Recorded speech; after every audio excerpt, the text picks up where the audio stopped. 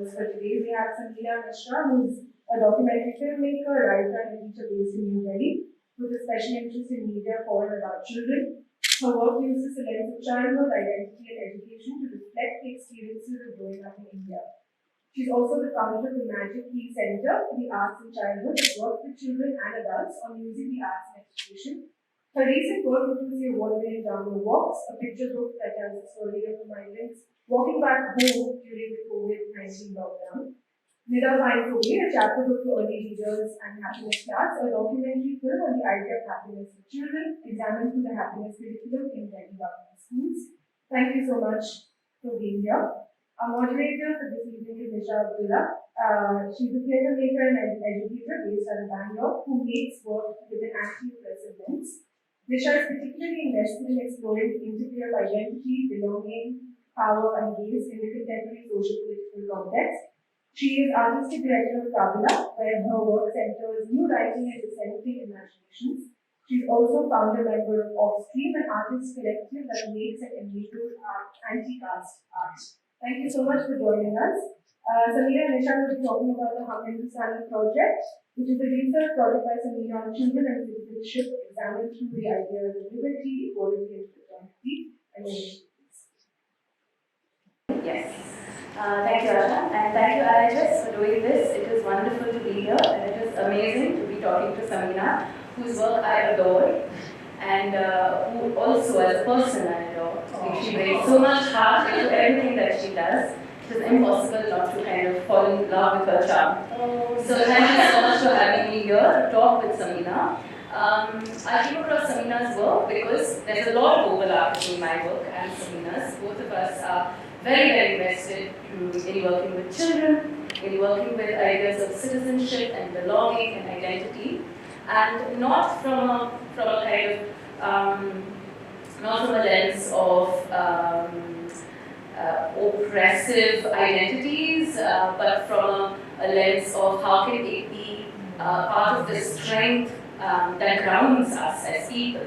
And what is it that we can take from our histories as people, as communities, and how can we kind of propel our futures with that, right? And that is, I feel, present in much of our work. Today we will be discussing the Hum Hindustani project, and Samina will tell us a little bit about the project, and then we will actually listen to an episode of the podcast, and then we will continue the conversation. Yes? So, Samina, I want to start with asking you a little bit about what got you into thinking about Hum Hindustani as a project. And I understand there are multiple themes that went into the project, and what we are listening to in the podcast is one part of this larger project, right? So tell us how you entered this project, some of the questions that you entered it with, and also some of the questions that you're leaving with, now that the project has kind of come to some kind of fruition. What are new questions that are coming up for you? Yeah? So thank you, Nisha. I love you too. So the project actually, the germ of the project started in actually the winter of 2019, 2020, which was a winter of hope for all of us. So at that time, when the protests first started against the CAA, I was asked to come to Studio Sabdar. They have a library there, they do a program on Sundays. And at that time I thought, so I'd gone there before and read some of my work and things, and then I thought at that time that, there's all this in the air, and I should be talking to the children about this, and like, what are they hearing, and how do we make sense of this and all of that. So I thought of a small little exercise that I could do with them. And so there's a page on Facebook that you can see called We the Children of India, which kind of, so that kind of started from there. So it was a very simple exercise about thinking about like what is it that makes us Indian. It was a small poetry exercise where after various sort of conversations and list making, the children wrote these 4 to 5 line poems with each line starting with beauty, because. So I drew upon this idea of being Indian through everyday life and the connections. Like how do we, like what does it mean to us? Is it because of the food we eat, because the the name, the language, the music, all kinds of things came up in that. And the poem was so lovely that I then thought, okay, let's do something with it. And then at Shinebar on Republic Day, there was going to be all kinds of things. So lots of my illustrator friends just kind of jumped in, and we sort of, for this bunch of poems, they created very beautiful, lovely artwork, which we then, like, somebody pitched in, printed them, and we put them up in the library, children's library at Shinebar. So special for kids, no? It was so wonderful there to have it up there, and also because people who were running the children's library, they would be like talking to the kids, so they said we will use it to just have conversations. It started from that, and then of course the pandemic came, and then there was so many things that people started doing for children online and all that. So as part of that, this kind of grew, and I worked with a few other libraries online. TCLP was one of them. There was some libraries in Maharashtra, and we did this sort of.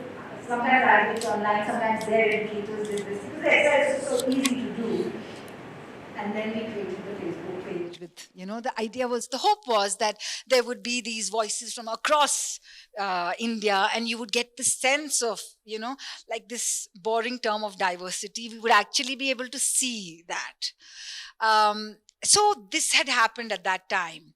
And then when this TSF project, the call went out, I don't know, I think it's sort of like when I read it, and there was this thing about sort of practitioners and a kind of looking at the interdisciplinary thing, and I thought maybe something like we could make something bigger out of that, because that was just a small scattered, like if it just remained in that very small little bubble.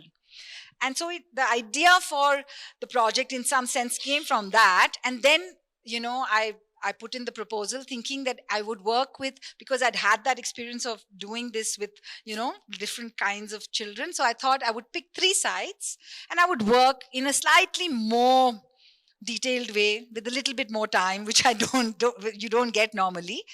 And we would examine it through, art and writing and, some basic exercises, and try and get a sense of, like, what does it mean for children, this idea of being Indian? What does it mean, this liberty, equality, fraternity? So I picked Shinebarg as one of the sites because of, I'd had some interaction, and also because of the context of the protest. Then I picked, I wanted to work with children at the farmers' protest. It was still going on. But by the time this project came through, they had gone back and everything. So then we went back into the villages. So I worked in rural Firozpur across a few villages with some children. And the third was I wanted to work also with, like maybe Dalit children, because in some ways, I wanted, like, across the 3 sites for there to be some kind of diversity. And I thought, like, how does one get the voice of, like, diverse marginalized spaces?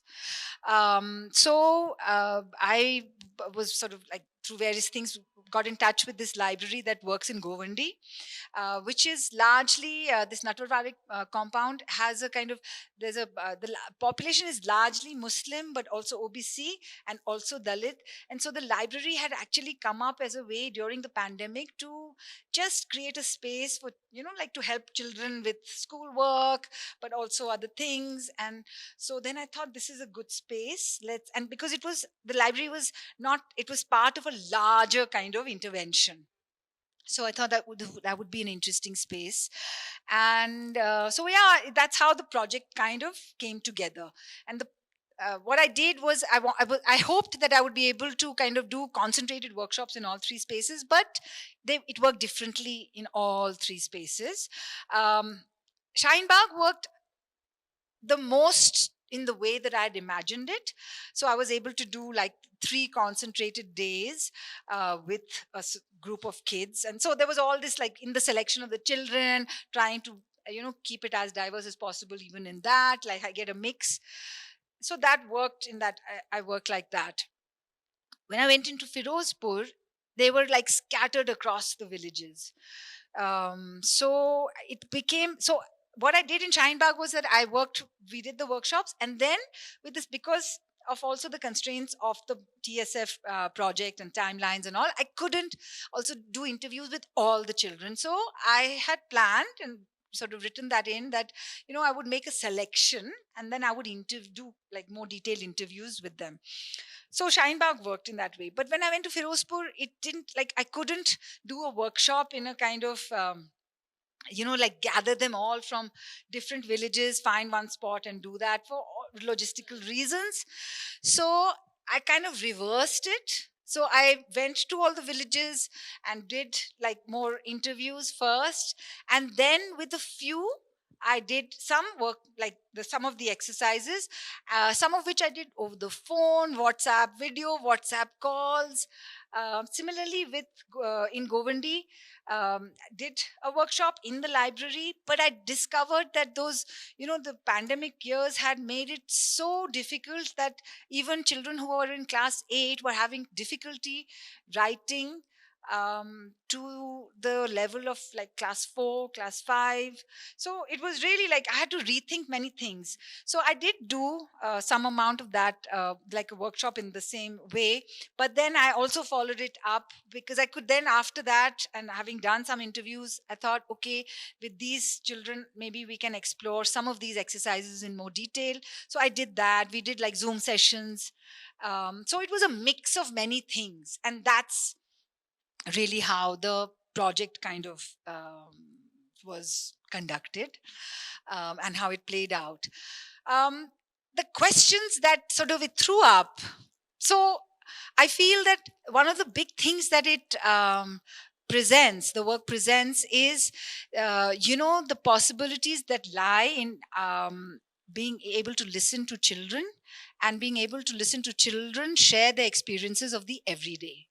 And the strength that can come from the what looks chaotic, that this the chaoticness of this diversity that we have, which that really comes through in the episodes I've heard so Yeah? far, that are out Yeah. so far. Yeah. So it seems so like, but in that I think lies our strength. It seems chaotic, but in that also lies the strength, I think, of being able to challenge something that is, centralizing, homogenizing, mono something.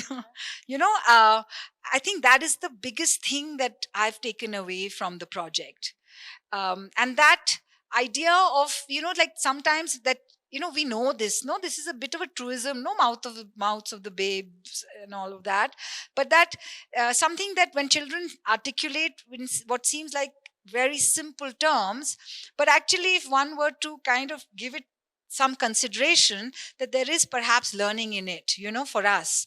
And so this idea of citizenship, when I spoke to like the children about it, like what is nagrikta, nagrik kaun hota hai, this idea that, it is जो रहता है, जो रहने वाला है, जो enter हुए हैं, those phrases, they draw our attention actually to like who is not deserving of liberty, equality, fraternity. So जो रहने वाला है is a more expansive way of looking at citizenship, not from a kind of lens of rights, but that even a person who may not have the documentation that the state deems as a sign of citizenship is also deserving of equality. And also probably the core idea of the founding leaders, because our first idea of citizenship was whoever was in the boundaries of that make the country of India. Yeah. All of the rest of it came later. Yeah. All of the other amendments, if one parent has to be legal, the other parent has to be, all of that. And when do we draw the line? Which year, all that came in much later. Yeah. So that's what I take away from here. Yeah. So we will listen to one episode, but I wanted to just say about the podcast then. So the project finished. The project was, I was going to do the workshops. The material from the workshop is going to be put up onto a website, a blog, so which has turned into a website, which I would request all of you to visit. It's called hum-hindustani.in. So all the artwork and poetry that came out of it is all there. Then some teachers, graduates of BLEd have worked on creating some lesson plans using some of the material. So that is out there as open source material, which is a kind of like, it's a guide, and it can be changed, but there are plans that you can begin with on how to use some of this material. And after that, and there's some essays which are also on the website, and they've been published elsewhere, which you can see. There are 2 essays out there, and there'll be one more coming out. So after that, I thought one of the things that the TSF project, the way it was designed, was to also make us think about what they call legacy, like how the project can live on after this 1 year is over. So of course, when I was working on it and writing up the report and all, it was all of this that, so yeah, the writing is available, this material is available, people will do workshops, maybe I will do workshops, this is all legacy. But in the course of that, when I was putting everything together, and I thought, so I've been in the pandemic, I discovered podcasts in a way that I hadn't before. And one of my most favorite ones is this one by Krista Tippett called On Being, which led me also to Padre Kotuma's Poetry Unbound, which I love. And I think that kind of like made me think that why can't we listen to these poems also? Like, these are just poems by children. They're not like they come out of a workshop. There's a context to it, and it's not poetry, but there's meaning in it. And why can't we listen to this, and why can't it be made available in the oral form? So the idea for the podcast came from that. And I was lucky enough that Rohini Nilikani Philanthropies funded it, and so it's out there. So 5 episodes are now out, and so it's a limited series thing, and it'll be done in 10. So, and it's in Hindi and English at the moment, but as Nisha keeps telling me, it should be translated into other languages. So I'm like, somebody I've been nagging Samina about it a bit. And if there's anyone in this Zoom universe that is listening and wants to support, please come forth, show yourself. We desperately need some of this. So when Samina told me about the project for the first time, I was really drawn to the fact that here is a project that's actually looking to listen to children, right? Because we're always as a culture talking down to children. And here is someone who wants to listen and who also is doing something about, like you said, keeping this legacy alive of what can come out of these poems and this workshop. And honestly, a lot of us arts educators are slightly rubbish at that, of how can this be archived, and then someone else comes across it, and then it takes a life of its own. And I think a lot of us are just learning now on how to make sure that happens, right? Because the more urgent some of these questions become, I think the more we're realizing that we need to do this. It's not just a good to have, but it's a need to have, right?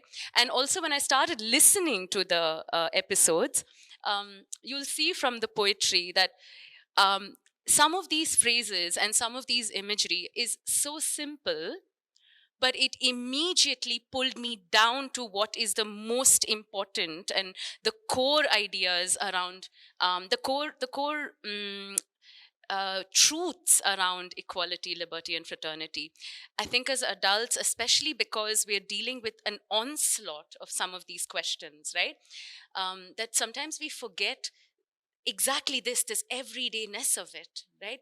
Because we deal so often in the big things and the big questions and the big ideas that I think what it did for me, and some of those episodes I listened to again and again, because it really drew me to what is the core truth of connection.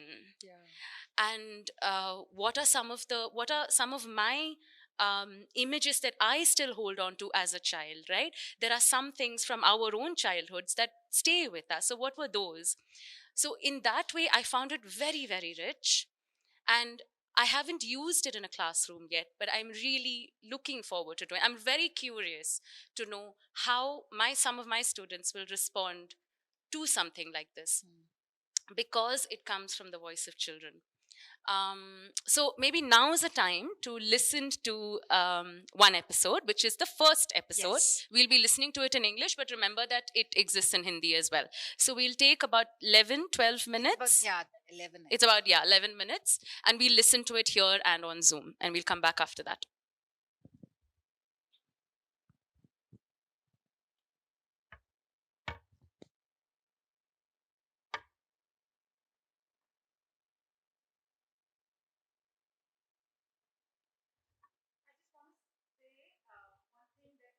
we will we will be listening here. Some of the sound design will not translate because these are like sound systems and whatever. So please do listen to it when you go home on head. Yeah.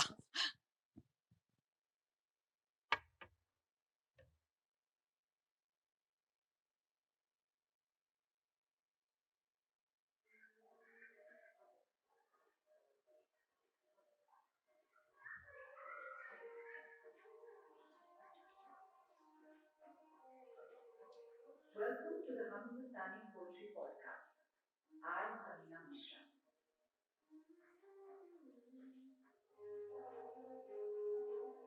This podcast is a curation of poetry written by children in workshops that were part of the Hum Hindustani research project. The poems explore the ideas of liberty, equality, and fraternity guaranteed to all citizens by the Constitution of India.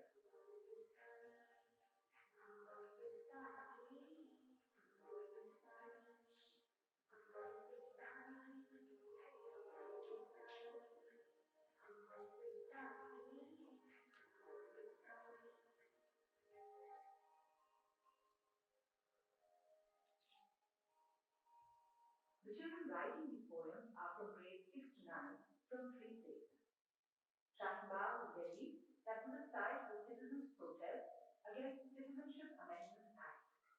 Rural Firozpur in Punjab, that was active in the farmers' protest. And Kitab Nahi, a library catering to Dalit and Muslim children in Govandi, Mumbai. The children are a mixed group. Some study in English medium private schools, some in government schools. Some children wrote in Hindi, some in English. They bring their diverse contexts into the poems they write, giving us glimpses of their lived experiences. Listening to their poems can lead us to think about our own experiences of liberty, equality, and fraternity, and examine what citizenship means. The poems can perhaps open a window to the world we seek to live in.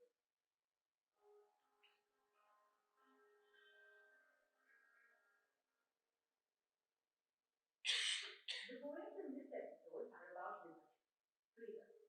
The writers describe their idea of freedom through metaphor. In writer Maurice Sendak classic picture book where the wild things are, the child womb becomes a forest. The wall became the world all around, Sendak writes, and an ocean stumbled by with private boat format. Children play with metaphors from a very young age. Objects are described as other objects and used as such. A sofa can become a mountain, a hairbrush a mic. In these imagined metaphors lie our inner life, what we desire, what we believe, what we hope for. Freedom. Freedom is a river because it can flow without any interruption or stop. Freedom is a mobile because we can see whatever we want in it. Freedom is a dream school because we can wear the clothes we like. Freedom is a tree growing here in Nagpur Park Street because it is living in the open sky.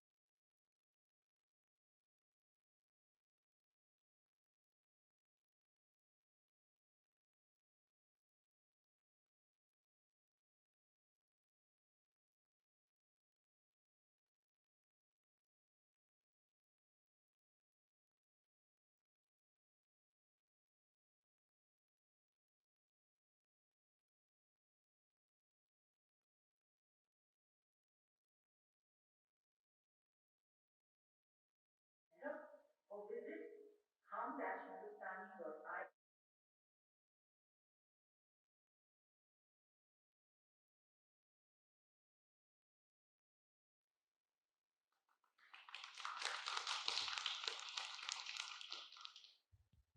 Yeah, so do follow the Magic Key Center and visit the website.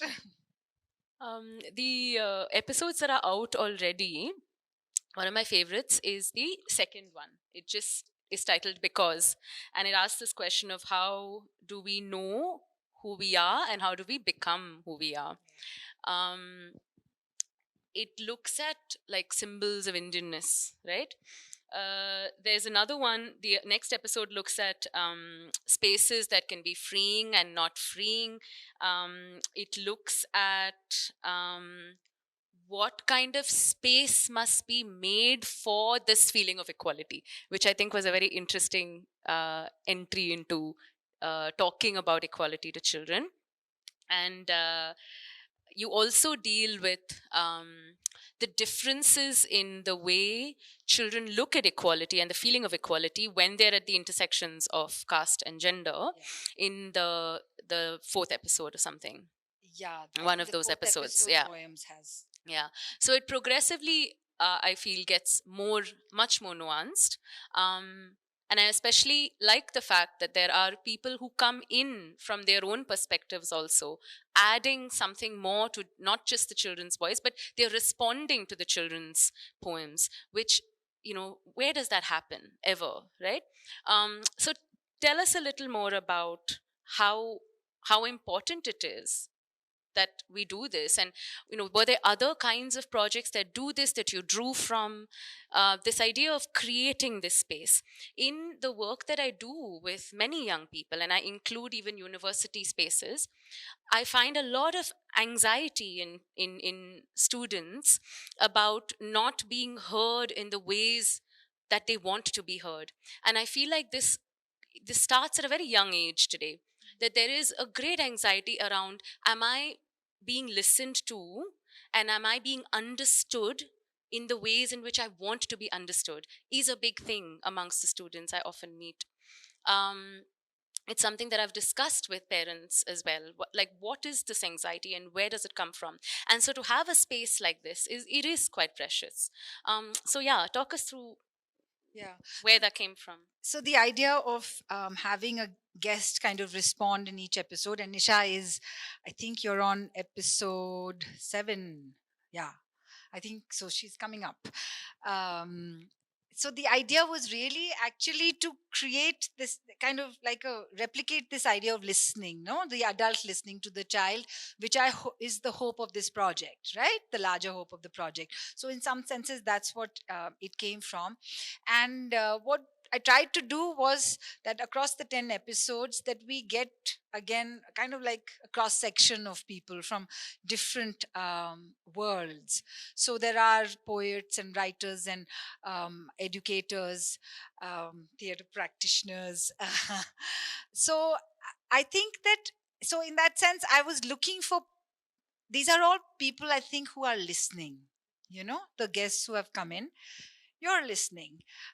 In the children's literature space, I do think, and both Arundhati and Devika are here, and I think they would agree that children's writers, Mohit would agree, children's writers do pay attention to this question, because you are creating work which you hope children will respond to, and so you do have to think of the child. So it's like listening in different ways, like even I think that considering that question, considering that idea of the child, whether that is a child reader who or whether it is a child reader that you imagine based on your experience of multiple children, your own experience of your childhood, that is also an act of listening, I think, and you are paying attention to that. So I do think that there are people doing this kind of work, and I think that while there are many like terrible things happening in the world, and it is a time of despair in many ways, that there are also these pockets which we need to hold on to, we need to bring together to be able to create a sense of strength out of that. So I think this project is like another small drop in that, hopefully, ocean, larger ocean. And I think, like, this idea, that idea of anxiety of not being listened, some of the poems will come. I think the poem in episode 7 or 8, there is this line that the child has written about, the teacher who listens to me and understands me, so and that was a government school child, so it is, I think, as at a cross section we can see this thing. Having said that there are these pockets, we know that the larger landscape is not that. And so the challenge is that what is required and what can we do to change that larger landscape, and that's a very long road still. Yeah. um, One of the I always say one of the reasons I'm not a cranky rat is because I work with children, Yeah. right? Yeah. Because you just can't be. So Catherine Rundle has this phrase, hunters and gatherers of hope for children's writers. I like that. So that is it. I think that gives us a lot of strength, actually, to be able to, like, live in the everyday, when everything seems, so I think it comes, it's like a double-edged thing, that because all the time children also should not have to carry the burden. I was just going to say that it shouldn't be so difficult. Yeah, they should not be having to fix us. So then the question then comes to, okay, so there are pockets of people who are listening to children and who are kind of, there is a two-way conversation and there is engagement on some of these things. But what about parents maybe who have not experienced themselves being listened to? And maybe they struggle with some of the complexities of this time and the sort of urgency with which these questions are hitting us, because there is so much constantly unraveling around the world. There are images, there are words, there are phrases that keep, almost like an assault day after day. So how then can a parent who does not want to outsource this job, for example, to, teachers or schools, a parent who wants to create this kind of a space of listening and of conversation at home, how can they begin to have these conversations? Especially, I'm asking also because I know I've met parents who genuinely want to, but they struggle with it. They don't know how to break that impasse between wanting to listen to their children, but also unable many times to answer complex questions. Because often they've not had the space to unpack a lot of that themselves, right? And a lot of it goes back to, who deserves what kind of citizenship and who's worthy of what kind of citizenship. And of course, the question around rights and access is very real right now. So as someone who does this all the time, if there are parents out there who want to begin this conversation. So I think the first thing is to think of the child as an individual, and that their identity is not just that of being a child. There are all kinds of children. So that first thing has to be that you are talking to an individual, you're talking to a person, and you have to have that same interest, you have to give the same respect that you would give to an adult. It's the same thing, it's an individual that you're talking to, right? And just as your conversation with an adult that you meet for the first time will depend on that specific individual, in that same way your conversation with a child has to sort of take that into cognizance. Know that who is this child, what is that child's context, that all children are not the same. So that's, I think, the very first thing. I think the idea of listening, I think, again, it isn't, we're talking about listening to children, but it's also about listening as an act to each other. Are we listening to the other person? So this idea of other, if we listen, then the idea of the other is the first thing that we can challenge, and we can begin to see that there are things that connect us to the other, which help us to have that dialogue, to have that connection. And that comes, like, I guess it is about living a life in which you're not afraid of questions. You have to be able to, I'm not saying anything new, but it is really about having to live an examined life, no? Instead of just going through the motions of living. So to when you if you live an examined life, then you will ask those questions of yourself, of the persons that you encounter, whether that is a child or an adult. Of course, things will have to be tailored to a child. I mean, and I think that one has to take the cue from the child in that respect. But I feel that, like, it is, as parents, we want to pass on things to our children.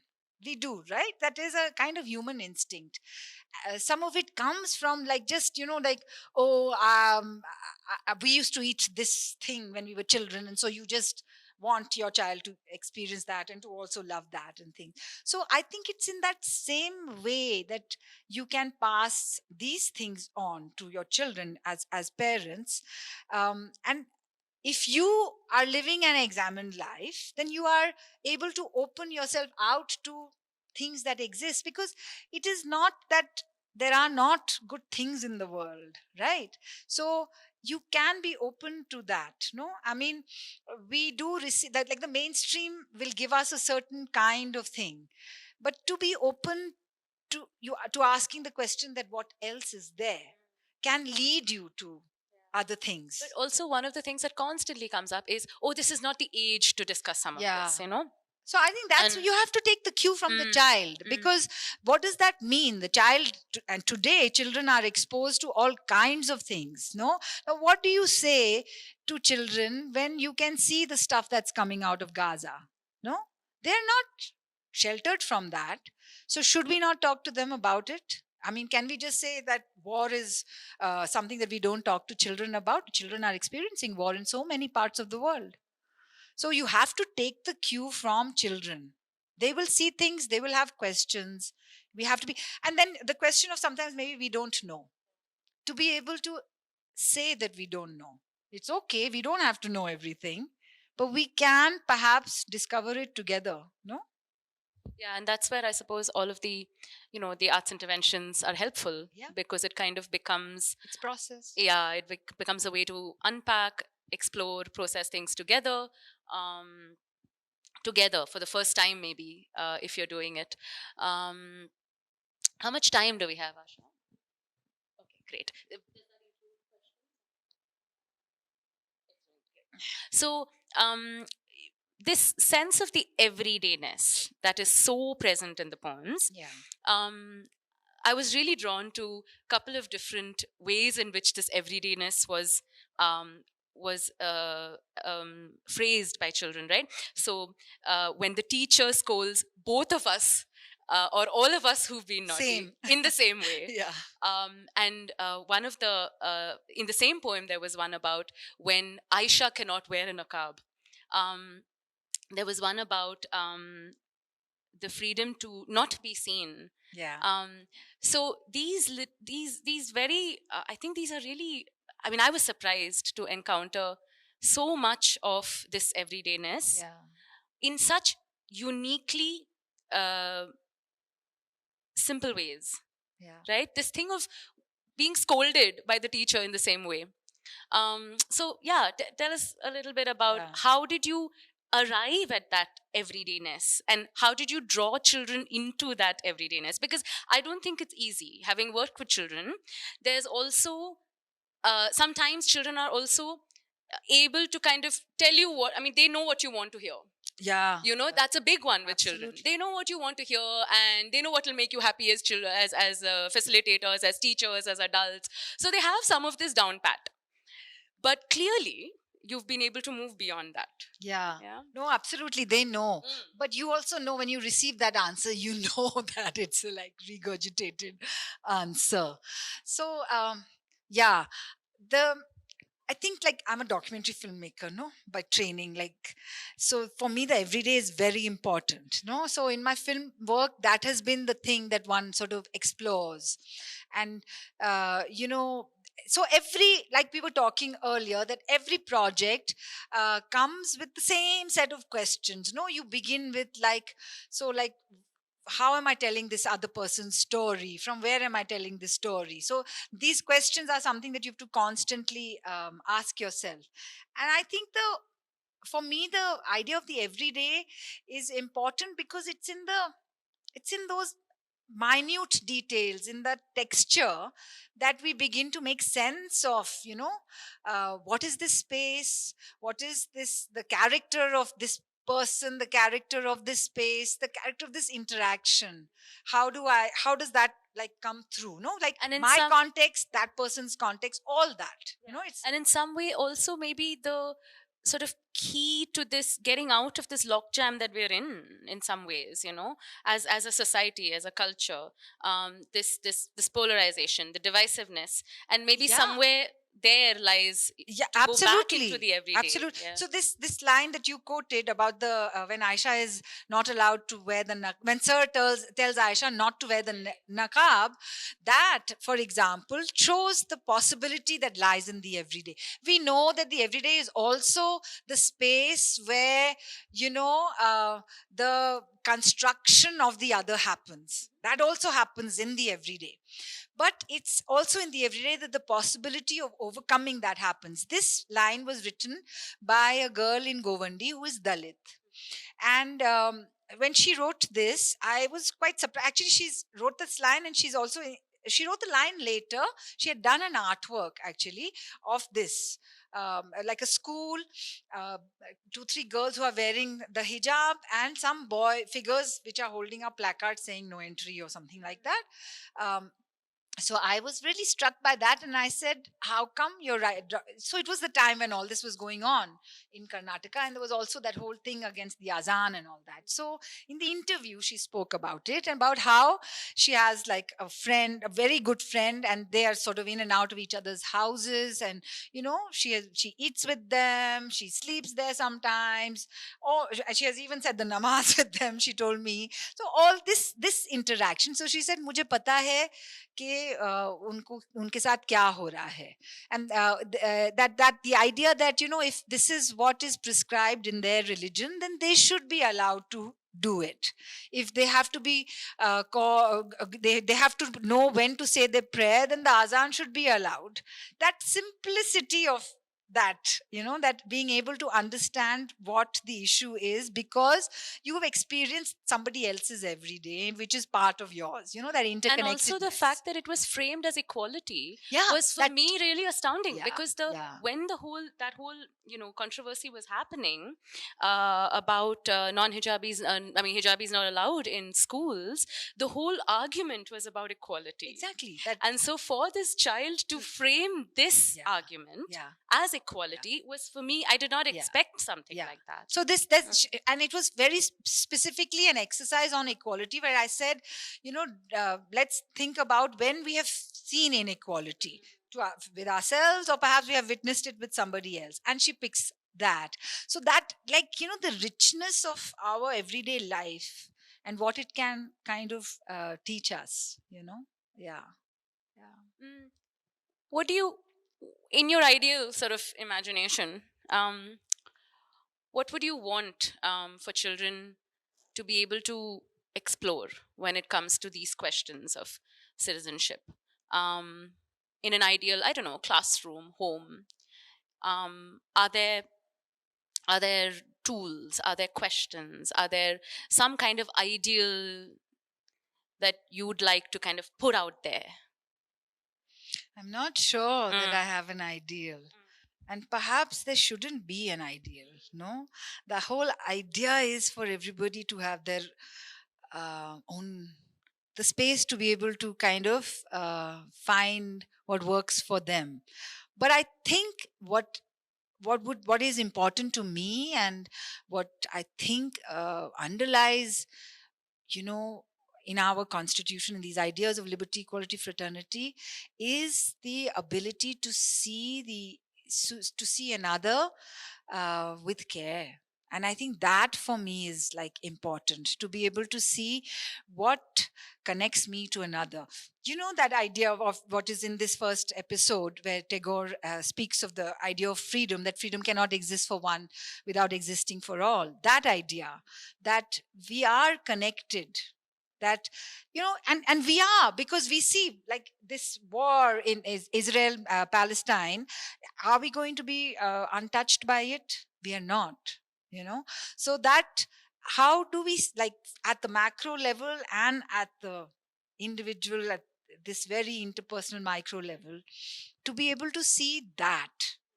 But that, there is no, I think, one way of arriving at that, but that in an ideal classroom, I would like that we are able to ask those questions, and perhaps that you walk out of that classroom not with an answer but with a question, and that question leads you to observe your world and your everyday life in a way that you find your answer to that. I think that सवाल अच्छे हैं. सवाल अच्छे हैं, सवाल बहुत अच्छे हैं. Nice.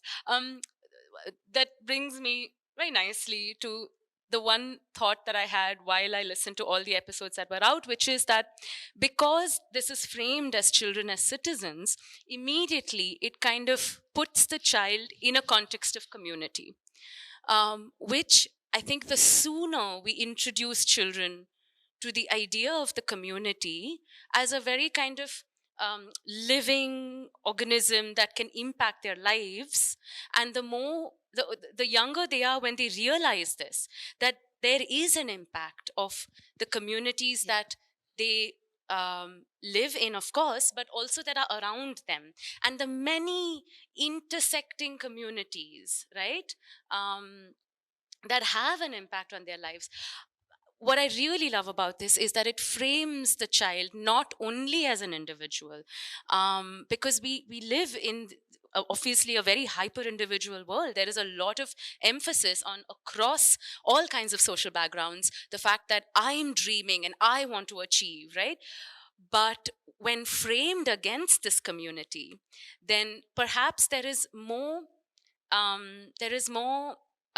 space for the child to, at an earlier age, be very aware of the ways in which the I can be impacted by community, and the ways in which community can be impacted by I. And perhaps that is also one way to broaden the conversation with children beyond just individual rights, but to be able to look at, everyone else that exists around them. So, I mean, the neoliberal impulse is atomization, and we have to recognize that, and then you have to find ways of countering that, because actually the atomization is not natural. No, the atomization is what is imposed. So fairly recent in the sort of human experience in that sense, right? Yeah, we've gone many more hundreds of years without that atomization. Absolutely. So this that phrase of like it takes a village to raise a child, it is also true, no? Like even in middle class homes, with both parents working, we know there are so many other people who play a role in that child's upbringing. So it's not about this kind of hyper parenting that we are living through, which there are so many other conversations to be had, what it means for women and all of that. But that it creates this sense of the onus and the burden of everything, of becoming that ideal child, of becoming that ideal citizen. It's as if it is on that individual, right? And in that child rearing space, it is on that individual parent and the individual child in that interaction. But that is not really so. That same child has, there are things in the neighborhood, the school, the teachers, the idea of like the larger community. There are so many interactions which actually feed into that process.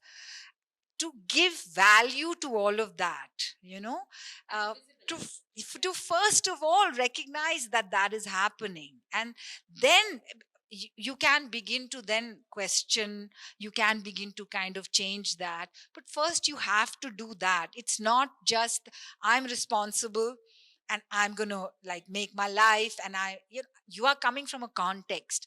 Recognizing context is really really important, like even in this context, even the context of me talking to the child, even in that, my context, that child's context, the context in which the interaction happens, all of that. First of all, recognizing that there is no intrinsic thing, that atomization is imposed, and we can refuse it also.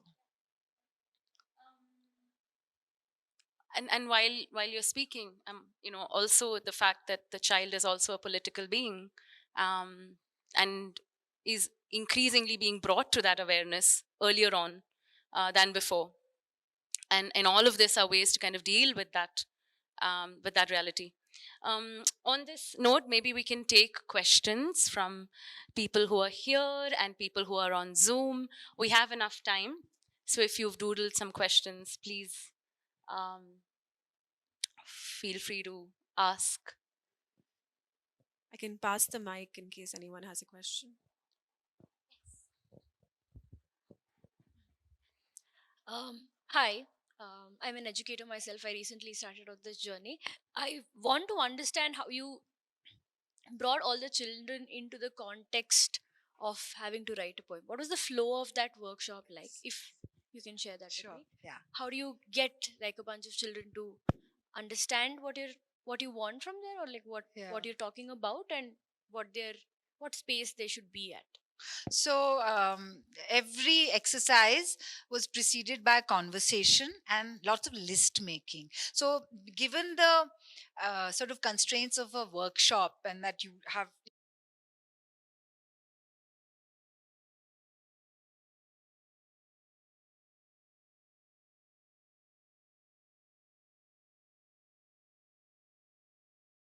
list, and many of the exercises, the poetry exercises, you'll see like that the list poem idea, you'll see that kind of repeated throughout, like through many of them. So even in this one that you heard, it is in a sense a list of metaphors, right? So that idea. So the conversation, say for example on the idea of freedom, the conversations will like, the dialogue will be around like, okay, what does freedom mean to you? So different kinds of experiences they will share. When do you not feel free? Different kinds of experiences that they'll share. Okay, so if we were to start thinking about some metaphors, this idea of metaphor, introducing them to this idea of metaphor, so start thinking about symbols, objects or things that could stand in for that idea of freedom. What would they be for you? you know and then just adding that to the list. So that would be like part of the process. And then very often, because of the workshop context again, the format of the poem, very often I would give. So I would say, okay, now here's the list, you can pick from this. You can also, like, maybe it makes you think of something else which is not on the list, you can use that. But write, maybe 5 lines, and each line should begin with, like say in this Kyunki episode, with Kyunki. And you can, pick and choose your own. So there are, yeah, so it's actually becomes a process where, in some ways, like I'm part of it also, no, because that's the workshop space. So it's not like they are creating it completely on their own. It is, in some ways it is directed, it is my subjectivity also that is in play over there.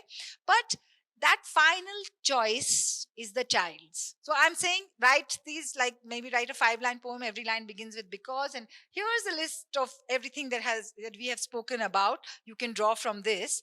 But what is it that they will pick? What is it that speaks to them? That is their choice. So in that sense, it is also their self-expression. The context, I think, recognizing that context is important, so that we don't also give it a grander meaning than perhaps it has. So I think that's important, that being transparent and recognizing where the adult subjectivity also can have had play in it, but also that it is not meaningless, that when a child picks out of 20 things, picks these 5, that also holds meaning. So that's the process. Yeah. No, I have no information to give. Yeah, so you have to think. So I thought about that, like, and because I was going to do the workshop in Hindi, so this, like, the actual word for fraternity in the preamble is bandhuta. Bandhuta. Now nobody really uses that in the everyday. So I thought a lot about this, and I spoke to. So the TSF network is headed by Professor Poonam Batra, who's I hope she's listening, who's who's like, really, I mean, it's been very valuable that she's been somebody that one could go to with questions during this process and all. And so I remember before the first workshop, Zoom meeting with her and talking through the exercises that I was hoping to do, and then this idea of, like, fraternity, how do I translate this thing, and saying that these are the various options, and I'm thinking, like, that I should use the word apnapan instead. So we spoke a bit about that in that conversation, I remember. And then that's what I did. That I I may have thrown in Bandhuta once or twice like that, because that's the kind of official thing. But we actually use that idea of apnapan. कहाँ लगता है आपको कि आपके लोग हैं? Like, sort of. So one has to think a little bit about, like, those, like, how to use the language, how you're framing the exercise. If I may add to this, I also find that when we do workshops like this, which are about the larger ideas, which could be slightly intangible in the beginning, or are susceptible to kind of, oh, this is what the adult wants to hear. So when we're working in stuff like this, I often find that working together with the group often helps them play off of each other. Yeah. And that's a big bonus. And then this kind of synergy begins to form. So one of the things I do often is we just kind of, all of us look at a large chart paper right in the center, and then we keep putting down words. So it could be lists, it could be words, it could be images, it could be objects. And so that becomes like this box from which we draw from. And that's always present. So that will be kind of put up somewhere, or it'll be there on the floor. And whenever the child feels like, I don't know what's going on, I'm stuck, or I don't know what to write, then I'll say, okay, let's go back to this, And then they also often riff off of each other. Sometimes do you feel that can sometimes also create this repetitive kind of... Sometimes, which is why we are there. Yeah. So we are able to kind of catch that, Yeah. and we're able to say, maybe you're becoming a little, thinking along the similar lines. Let's break this with something. So then the role really kind of becomes obviously more facilitation than kind of educating. Yeah, it's in that sense. facilitation. Yeah. But there is, I would say, that repetitiveness, like, when you see all the poems on the website, you'll see that quality is there. And I think that also is a little bit unavoidable in a kind of workshop situation like this. You can't get out of that successfully all the time. But I think it's okay that there is meaning also in that. So, just to be seen in the context of that. Okay, we have two questions online that I'll just read out. So Devasmita Dam says, "Hi Samina, hi Nisha, so lovely to hear you both. What an exciting project. Thanks for this. I was thinking about what do the young poets feel, or what do they have to say about these podcasts when they hear their voices and words in this form?" So because of the ethics for the research project, the children who were part of the workshops are not, they're anonymous, okay? But I have continued to be a little bit in touch with some of them, and some of them actually have come in to give their voices, not all of them. So the kids who have written the poems are like a big bunch out there, and not all of them are in the podcast. Yeah, so there are other voices. In some ways, that is also part of, like, because I worked with the theater practitioner to kind of mentor the children, so it's also a way of widening the web and other children coming into the thing. But there are some that there are overlaps. So they're all like the ones who have heard and who have sort of heard their own voice, and sometimes have heard their own poem also in that process. There's a lot of, like, pleasure. And in fact, sometimes children want that acknowledgement of their work, which I couldn't do in the project for other reasons. But that, if for the in the podcast, they're able to get that. I have yet to, but I'm hoping to, when I go back, there are two children from the Shine Bagh workshop who actually have given their voices to the podcast, and I'm hoping to go and listen with them. I know that they have heard because I've been in touch with them and their parents, but I'm hoping to go and listen with them. So then I'll be able to report back in more detail. Another one from Nishant Kumar, but it's from Avi, who's a student. Says, I like what you are doing. What are the next steps in this project? Thank you. I'm so glad that you like what I'm doing. Give Boy. Samina some funds, people. So I feel the next steps, really what I would like is for people to use, like, I think everybody needs to kind of make the project their own in whatever way they can. So if you're a teacher, find your own way of using the work. It doesn't have to be the way that, we've kind of detailed in the lesson plan or something, but, your own way. Like, the next steps should be that, and I don't know how this can happen. We are trying by putting it out there, by asking people to visit the website, use it. It's all open source, so you can. But it more than that, maybe I'm not being able to think. Maybe there are ways, and maybe I will discover them, of how one can encourage people to make it their own. I know that there's a library educator who has used the podcast already with her students, and she sort of wrote to me about it, and that was really wonderful to see how she did it, and how she sort of made her own choices in using it.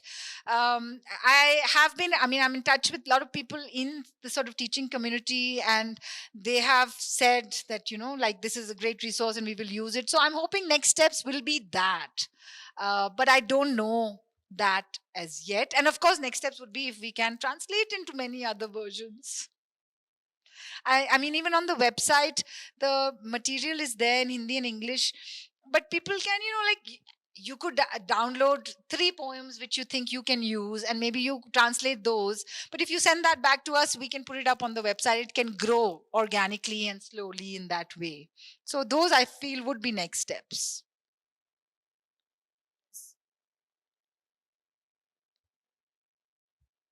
Yeah, there's one more online. Samiha Khan says, Hi, I love how you have gotten children to open up and express. It's nice that she's working on 3 projects. What I wish is if Samina can visit schools in Mumbai and other cities and Call help me. children to be, I think, open. Yeah, that's basically it. Call me. I'm happy to come.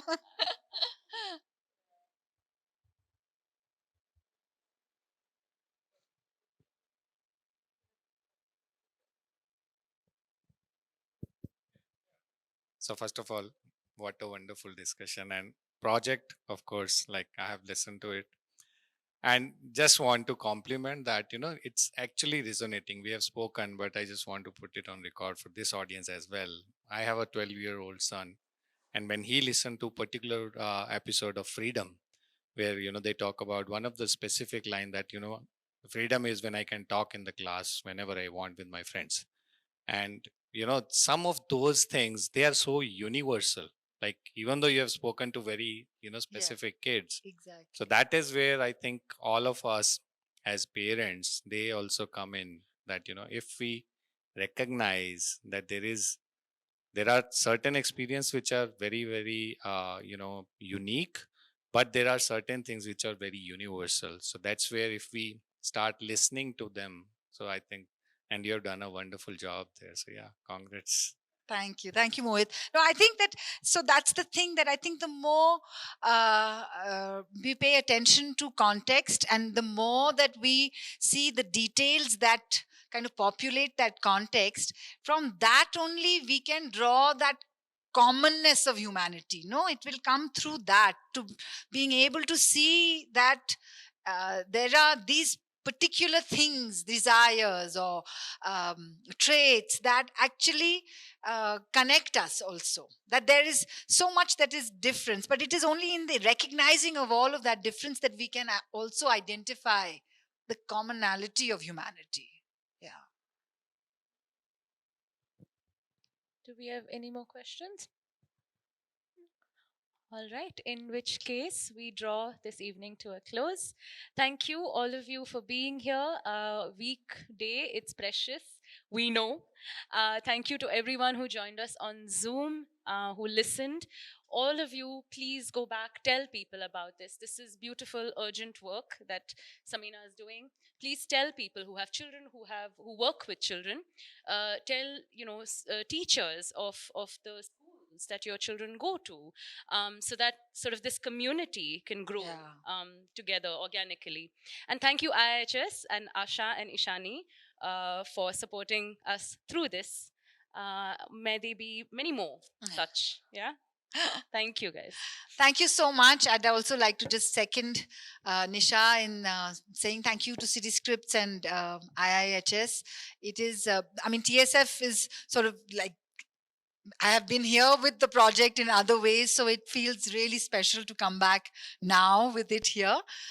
Thank you so very much. And I also just want to say, like, there are lots of people in Bangalore itself who have been contributors. In fact, Vaka Media is also Bangalore-based, and Seher is here, who's been doing all the social media for the project. So there are a lot of people, like, yeah, I'm talking about it and all. It was my research, but a lot of people have contributed to the entire thing. It's not one person's work. Yeah. Thank you so much. Thank you for coming. Thank you so Thank much. you, Nisha, more especially.